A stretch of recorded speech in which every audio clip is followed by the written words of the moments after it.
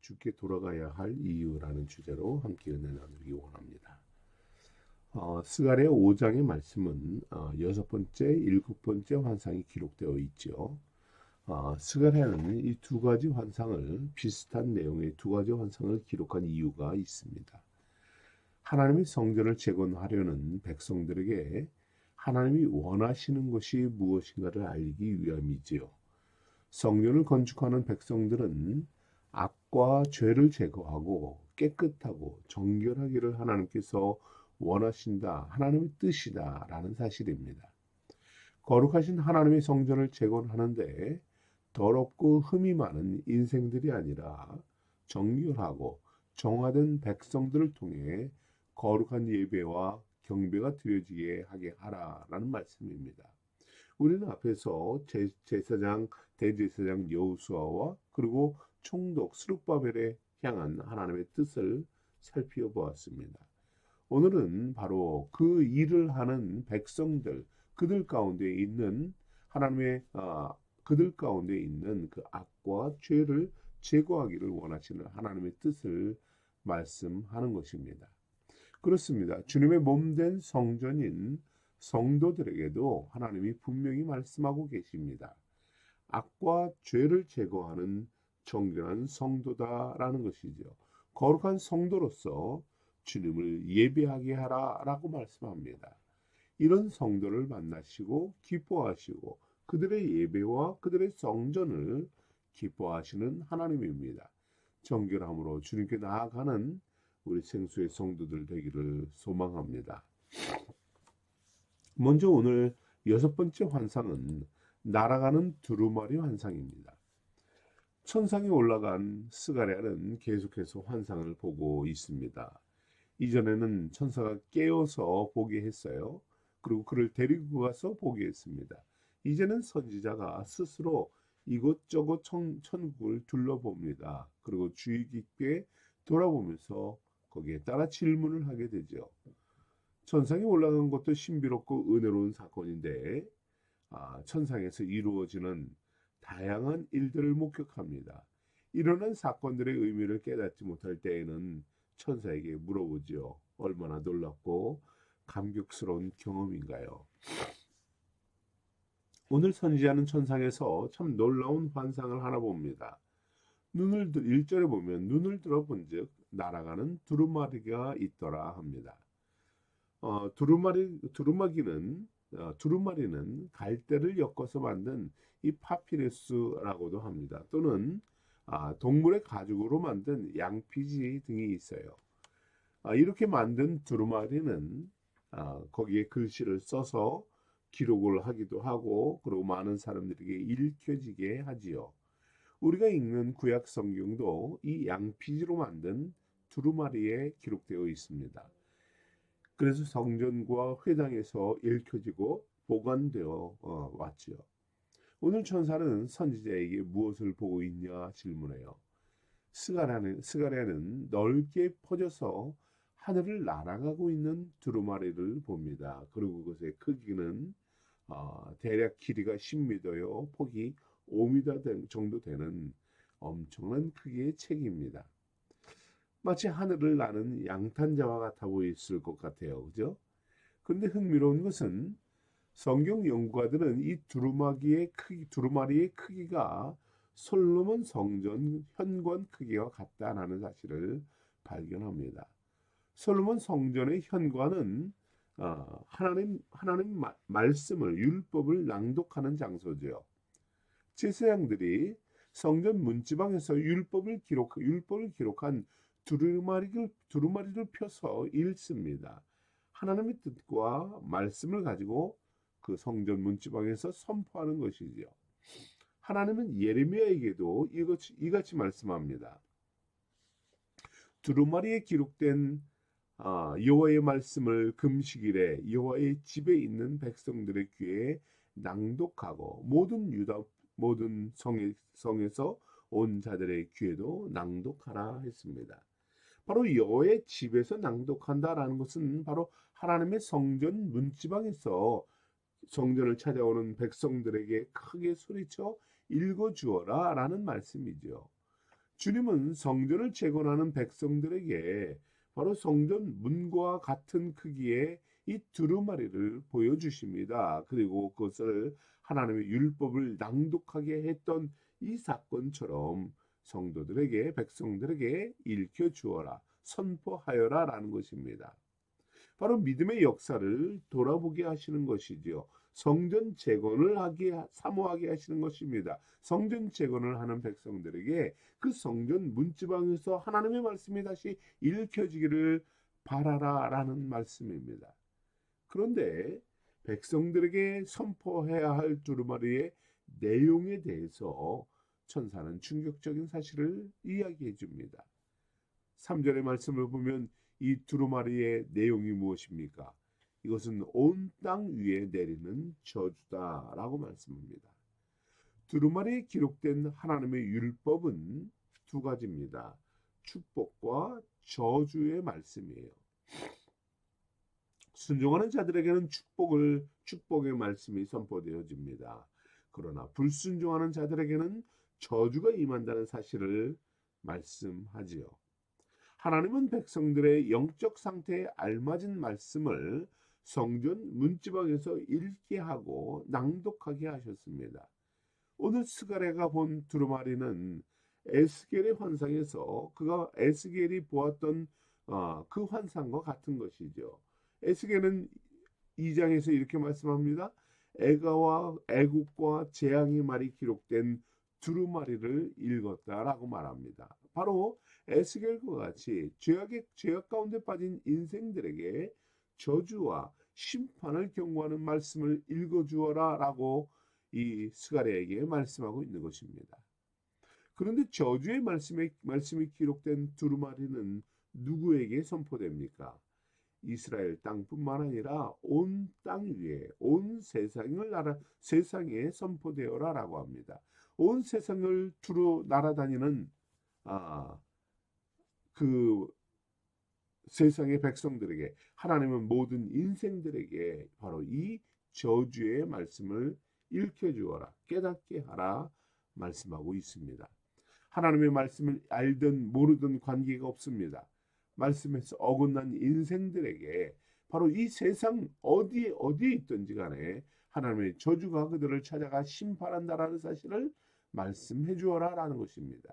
그렇습니다. 저주받은 인생들, 하나님이 끊어버리는 인생들, 죄인들을 이 세상에서 그들에게 하나님의 경고의 말씀을 주는 것이죠. 그렇다면 하나님이 끊어버리는 인생은 누구인가요? 오늘 스가랴는 말씀합니다. 도둑질하는 자들이다 합니다. 도둑은 남의 물건을 훔치는 자들을 말하지요. 단순히 물건을 훔치는 것을 말하기도 하지만 사기를 치거나 속이고 강제로 빼앗는 행위들, 감사하지 않는 것, 거짓 맹세 등 이러한 진실하지 못한 것, 이것 모든 것들이 바로 도둑질입니다. 바로 하나님을 온전히 섬기지 않는 행위도 도둑질이라고 합니다. 신성 모독하는 것, 우상 숭배, 이 모든 것도 도둑질입니다. 10계명 중에 8계명이 바로 도둑질하지 말라라고 말씀하죠. 거기에는 마땅한 형벌을 기록하지 않았습니다. 그러나 오늘 주님은 이 도둑질은 바로 저주가 임한다라고 경고하고 계십니다. 또한 어떤 이들에게 이 저주의 경고를 하십니까? 맹세하는 자도 저주받은 인생이다 하십니다. 맹세는 10계명의 1계명에서 4계명과 관계된 죄지요. 많은 인생들은 하나님의 이름으로 맹세하고 서약합니다. 그러나 자신의 맹세대로 실천하고 신실하게 살아가는 이들이 극히 제한적이지요. 그렇기 때문에 주님은 절대로 맹세하지 말라라고 경고합니다. 우리는 맹세를 지킬 수 없을 뿐만 아니라 그 능력도 되지 않기 때문입니다. 이스라엘 백성들은 하나님의 성전을 재건하겠다 맹세했어요. 하나님의 그 포로에서 귀환하게 되면 하나님의 성전부터 건축하겠습니다라고 결단했지요. 그러나 16년이 지나도록 그들은 약속을 지키지 못했습니다. 수많은 이유와 변명이 있지요. 하지만 결과적으로는 모든 맹세는 거짓말이었고 하나님의 분노를 사기에 충분했습니다. 거짓 맹세, 이것은 저주다라고 말씀합니다. 우리의 입으로 마음으로 거기서부터 시작된 저주입니다. 저주받은 인생으로 자신을 밀어넣는 것, 이것이 맹세다라고 하십니다. 하나님은 내가 이것들을 보았다 합니다. 도둑질과 거짓 맹세를 하여서 저주를 자처하는 이들에게 내가 이것을 보내었다라고 합니다. 바로 하나님의 심판을 보내신 것입니다. 공의로우신 하나님의 심판입니다. 무서운 저주를 경고하는 말씀이죠. 도둑질하는 자, 맹세하는 자들은 끊어지는 심판입니다. 하나님의 저주는 끊어지는 역사가 있습니다. 변화의 기회가 끊어지고요. 산자의 땅에서 끊어지고 죄를 버리지 않으면 거룩한 성전에 있을지라도 끊어진다 경고하십니다. 거짓 맹세하는 자의 집에 들어가서 머무르며 그 집을 나무와 돌과 아울러 사르리라 라고 말씀합니다. 하나님을 피해서 도망하고 숨어 있을 수 없다 하시는 것이죠. 진노하시는 하나님의 진노하시는 하나님은 아무리 집을 든든하게 짓고 나무와 돌로 지었을지라도 그 모든 것을 태우고 그리고 녹이시고 파괴해 버리시겠다 하십니다. 하나님이 불사르실 때 안전하고 평안하게 머물 수 있는 곳은 세상에 아무것도 없다 하시는 것이죠. 믿음의 성도와 가정이 평안과 안전을 그리고 축복을 누리는 비결이 무엇입니까? 그것은 말씀에 순종하는 것입니다. 죄를 버리는 것이죠. 도둑과 맹세 이 죄를 버릴 때에 바로 하나님의 은혜와 평강이 임하는 것입니다. 주님은 두루마리 환상을 통해서 죄가 사라진 거룩하고 정결한 예루살렘 성전을 세우기를 기뻐하십니다. 주님의 성전된 성도들에게도 말씀합니다. 주님의 구원을 바라보아라. 주님의 거룩함과 정결함을 추구하라 라고 말씀합니다. 공의로움과 자비가 많으신 하나님을 바라보는 삶입니다. 정결함, 겸손함으로 우리 영혼을 깨끗하게 하고 경외함으로 주님과 동행하는 그리고 경배하는 성도의 삶을 주님 요구하시는 말씀을 기억하기 원합니다. 두 번째 환상을 말합니다. 에바의 환상을 증거합니다. 천사는 스가랴에게 새로운 환상을 보게 합니다. 그런데 선지자는 정확히 그것이 무엇인지를 분별하지 못합니다. 그 천사는 이것은 에바다라고 말씀합니다. 그리고 그 의미를 설명해 주지요. 에바는 무엇인가요? 유대인들이 곡식을 재는 그릇 모양의 바구지입니다. 한 말 반 정도 되는 크기라고 합니다. 일반적으로 성경에서 에바는 인생들의 죄의 크기를 측량할 때 사용하는 표현이에요. 에바가 얼마만큼 찼는지에 따라서 그 죄가 얼마만큼이다 라고 말씀하는 것입니다. 오늘 본문에도 에바 안에 한 여인이 앉아 있어요. 천사는 이 여인은 이는 악이다 라고 합니다. 악으로 가득한 에바를 말하는 것입니다. 천사는 여인을 에바 속에 던져 넣고 납덩이로 입구를 막아서 여인이 도망하지 못하도록 합니다. 그 죄가 꼼짝달싹하지 못하게 합니다. 이때 학의 날개를 가지고 있는 두 여인이 나와서 그들의 에바를 들고 날아가 시날 땅으로 들고 갑니다. 시날 땅은 어떤 곳인가요? 바벨론 땅을 말합니다. 하나님을 대적하고 교만을 사로잡힌 바벨론을 바벨탑을 세운 땅이죠. 우상 숭배의 터전이고 하나님을 대적하는 반역의 현장을 말합니다. 하나님은 유대인들의 악과 그들의 죄악을 에바에 던져 넣고 그 에바가 가득 차서 결국 그 납덩이로 그것을 막아버립니다. 그리고 악한 민족을 그 배척하는 하나님은 악을 파멸의 땅으로 노예로 종으로 포로로 잡아가게 하십니다.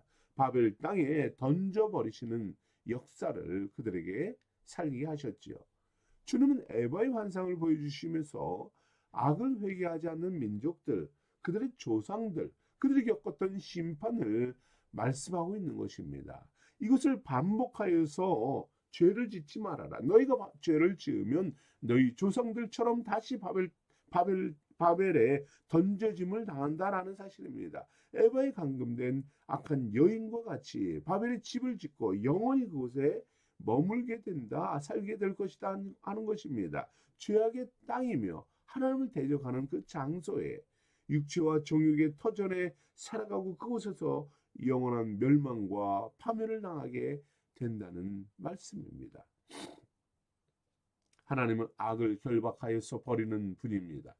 에바 속 여인처럼 하나님으로부터 버림받고 저주받는 파멸의 삶을 살게 하십니다. 자기 처소에 머물게 되리라 11절에 말씀합니다. 이 말씀대로 저주받은 그들은 언약의 땅으로 돌아올 수 없는 그 멸망의 땅에서 영원토록 살아갈 수밖에 없게 하는 것입니다. 영원히 버림받고 불안정한 삶이며 그 속에서 파멸에 이르는 운명을 맞이하게 하신다 합니다. 사랑하는 성도 여러분, 하나님은 모든 인생들의 죄를 에바로 측량하십니다. 인생들이 얼마나 하나님의 말씀에 합당한지 그 크기와 무게를 재어보시는 것이죠. 하나님의 성전을 재건하고 거룩하고 정결한 마음으로 드리는 예배를 받으시기 위함입니다. 파멸의 도시 바벨과 음부의 땅에 던져지는 이 심판에 처하는 것이 아니라 죄와 악을 회개하고 정결하기를 원하시는 하나님의 음성입니다. 모든 죄와 악은 하나님의 심판을 피할 수 없습니다. 그러나 우리는 누구입니까? 우리를 대신하여서 주님께서 십자가에서 구속하셨습니다. 죄를 없이 하셨습니다. 우리는 예수 그리스도를 믿는 성도들로서 죄책감과 죄의 형벌이 아니라 영적으로 자유함과 영원한 소망을 얻은 죄의 백성들이지요. 주님의 은혜로 우리는 하나님 앞에 나아가며 에바에 담긴 죄와 악을 쏟아내고 주의 보혈로 깨끗함을 입은 정결함을 입은 주의 백성들입니다. 예루살렘으로 돌아왔지만 그 말씀대로 하나님을 예배하며 성전을 건축하고 정결함과 거룩함으로 서지 못한 백성들에게 하나님은 오늘 도둑질과 맹세를 하지 말라 그들에게 경고하셨습니다.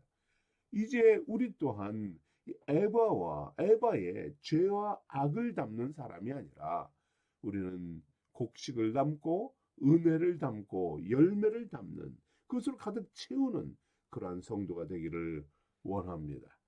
풍성한 그리스도의 사랑과 성도의 교제를 담는 것이죠. 믿음의 열매를 담는 것입니다. 선한 행실로 에바를 채우는 성도들, 주께 나아가는 성도들 되기를 원합니다. 주의 몸된 성전인 우리의 영혼과 우리의 마음을 정결하게 하고 깨끗하게 하여서 주께 영광 돌리는 우리 생수의 성도들 되기를 축복합니다. 우리 함께 기도하겠습니다.